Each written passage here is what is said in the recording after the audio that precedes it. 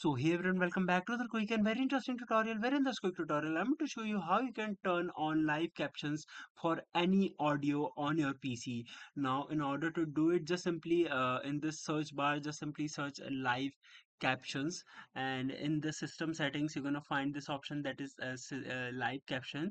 Just simply run it and it will start you to ask you to set up the live caption. Just simply hit on this option of yes, continue, and it will take some time to set up the live caption feature for you, and it might take some time to install some settings, some languages for multiple accessibilities. And once it starts set it up, now any audio will play on your system will have the live caption underneath.